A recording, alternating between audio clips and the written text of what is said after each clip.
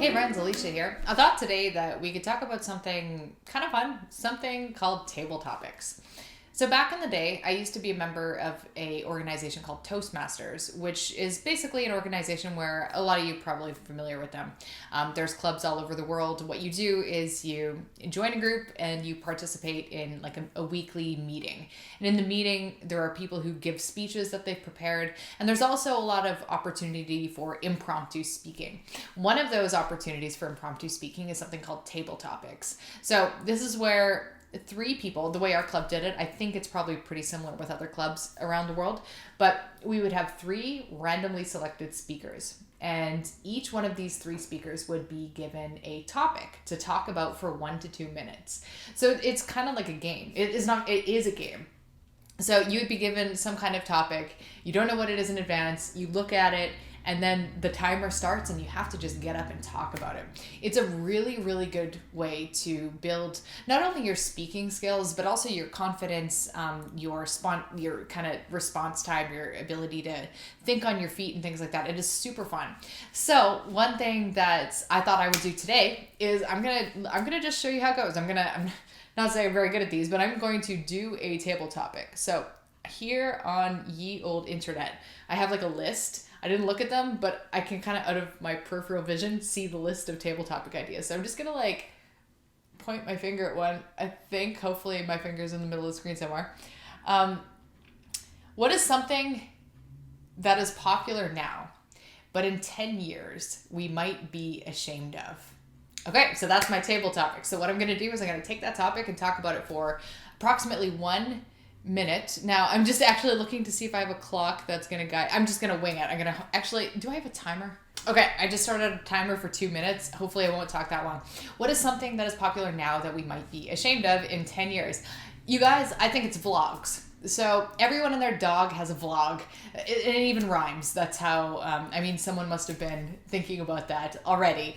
So dogs have vlogs, and in 10 years from now, there's going to be like some other kind of exciting social media sharing platform that isn't YouTube. Right now, YouTube is the thing that everyone wants to be on. Yours truly included. But 10 years from now, there's going to be something else that's going to be like way more sophisticated, because I just assume that 10 years from now, it's going to be like the Jetsons.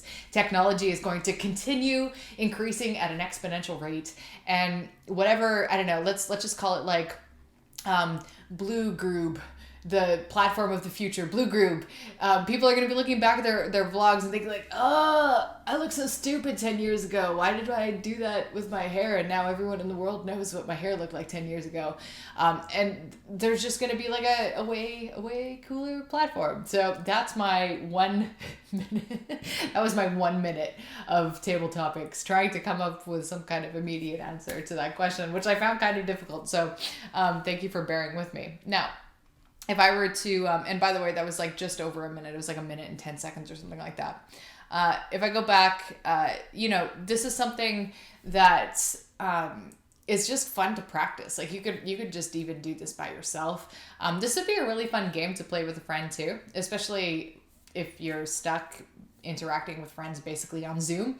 I think that this would be kind of I think I might bring an idea like this into my group the next time I get together and chat with them.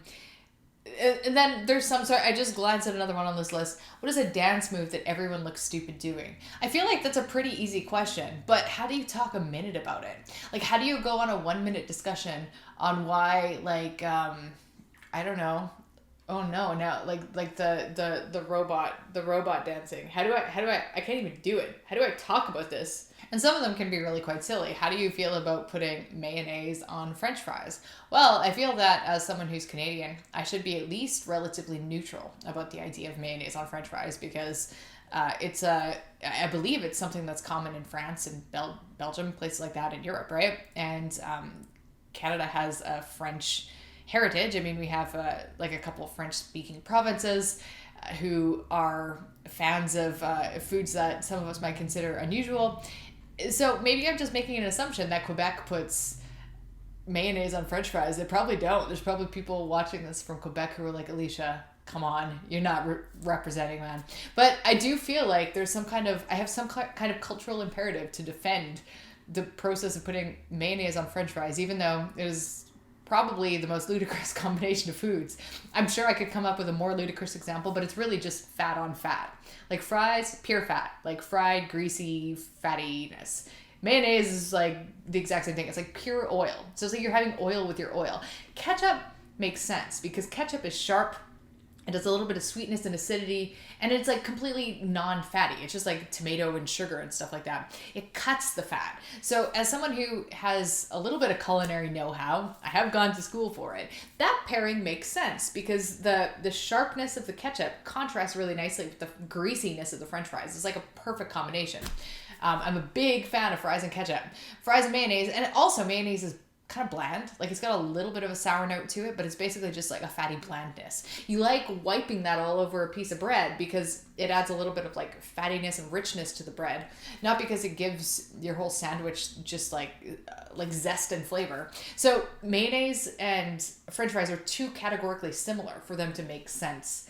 And you know what? I didn't even mean to go on a tangent about this. I was just showing you a ridiculous example of a different type of table topic that you could have.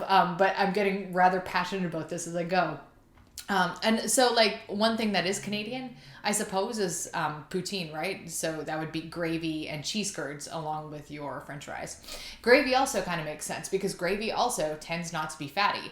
It's really salty for the most part, and it's got a little bit of umami. So you take like a bland, crunchy, greasy fry, you put it in this like kind of salty but thin concoction, and of course it just is not as good as ketchup, but still pretty good. But yeah, mayonnaise not going to defend that one, even though I feel somehow like a cultural link to it, which probably isn't even accurate or true. So that's the end of my table topics. I encourage you guys to check out if you Google table topic ideas, there's a bunch of websites that come up, and play around with it, even if it's just by yourself. Just like, can you talk about something for 1 to 2 minutes on any given random topic? Lots of fun. Anyway, I'm going to wrap this up and catch you guys tomorrow.